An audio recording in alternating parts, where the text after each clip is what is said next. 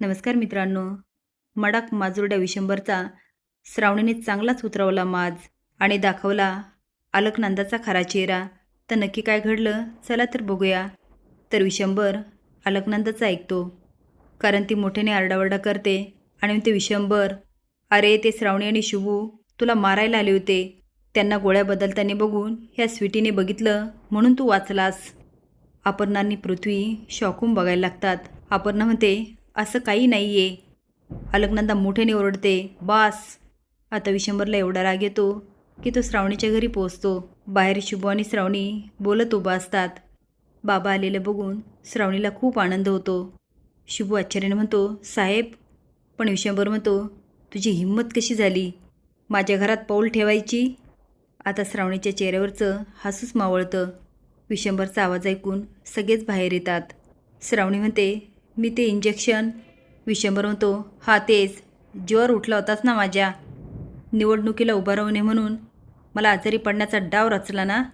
आता श्रावणीला खूप राग येतो. ती दात खात म्हणते, खरं तर हा सगळा डाव ते आत्याचा आहे.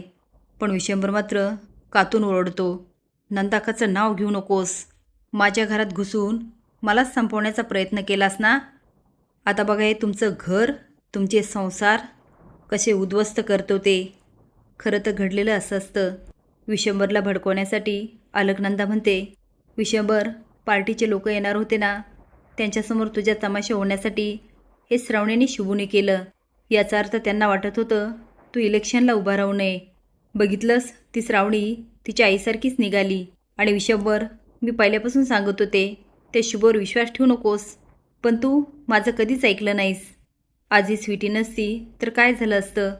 स्वीटी म्हणते, वय साहेब, मी त्यांना चुरून जाताना बघितलं आणि मला संशय आला म्हणून मी त्यांचा पाठलाग केला, तर ते गोळ्या बदलत होते. नंतर मी गोळ्या बदलल्या आणि तुम्हाला बरं वाटलं. विशंभर म्हणतो, हिची आई पण तशीच आणि ती पण अशीच. तिने मला धोका दिला आणि तिच्या मुलीने पण. पृथ्वी म्हणतो, भैया. अलकनंदा म्हणते, तू एक शब्दही बोलू नकोस. ते शुभ आणि श्रावणी घरात शिरतात आणि तुला कळत नाही.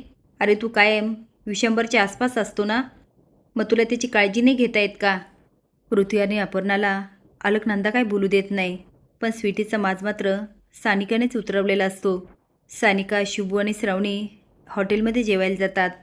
आता श्रावणी आणि सानिका मस्त प्लॅन करत असतात, पण तेवढ्यात स्वीटी टाळ्या वाजवत येते आणि म्हणते, वा, मस्त प्लॅन करताय. आणि काय गे सानिका, माझ्या भावाला तुरुंगात पाठवून इथं ऐश करती वय. माझ्या भावाला फसवायला तुला लाज नाही वाटली का. कोणाचं पाप घेऊन फिरते पोटात.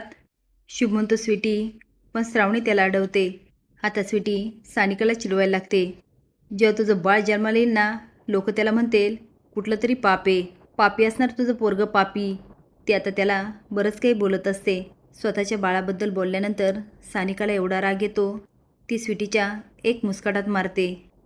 स्वीटी आता रागाने उठते आणि म्हणते, तू मला मारलंस. पण सानिका मात्र पुन्हा एक मुस्काटात देते. स्वीटी आता तिला पकडते आणि दोघींची झटापट चालू होते. सगळे लोक बघत असतात. शुभ म्हणतो, स्वीटे.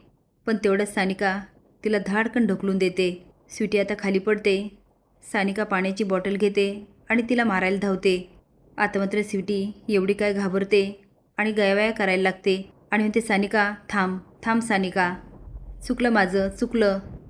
ते आता तिथून निघून जाते. बघणारे लोक पण खाली बसून घेतात. पण सानिकाचं हे रूप बघून शुभ आणि श्रावणीला खूप छान वाटतं. श्रावणी म्हणते, सानिका, तुझ्या बाळासाठी तुला असंच लढावं लागेल. त्यामुळे स्वीटीच्या डोक्यामध्ये राग असतो आणि ती पण विशंभरला भरवते. विशंभरला आता एवढा राग येतो की तो म्हणतो, आत्ताच्या आत्ता त्या मुलीकडे जाणार आणि तिला जाब विचारणार. तो तर निघून जातो. पण अलकनंदाला खूप आनंद होतो आणि ती हसायला लागते. तिचं हे रूप बघून पृथ्वी आणि अपर्णाला खूप आश्चर्य वाटतं. अलकनंदा म्हणते, शुभू, श्रावणी, तुम्ही माझा डाव उधळून लावला ना. माझ्या हातात येणारे पद तुम्ही घालवलं. तुम्हाला काय वाटलं तू माझी संधी घालवली आणि मी शांत बसेल. आता तुम्हाला कळेल अलकनंदाच्या नादी लागायचे काय परिणाम भोगावे लागतात. आता विशंभर तुम्हाला काय सोडत नसतो. आणि खरंच माडाक विशंभर श्रावणीच्या घरी जातो आणि स्वतःच्या मुलीचा संसार उद्ध्वस्त करायची भाषा करतो. खरं तर हे सगळं त्याने श्रावणीच्या आईशी पण केलेलं असतं. अलकनंदाचं ऐकून स्वतःचा संसार तो उद्ध्वस्त करतो पण आता मुलीचं पण. तर या विशंभरबद्दल तुम्हाला काय वाटतं हे कमेंट बॉक्समध्ये नक्की सांगा. नवीन अपडेट जाण्यासाठी लाईक आणि सबस्क्राईब करा. धन्यवाद.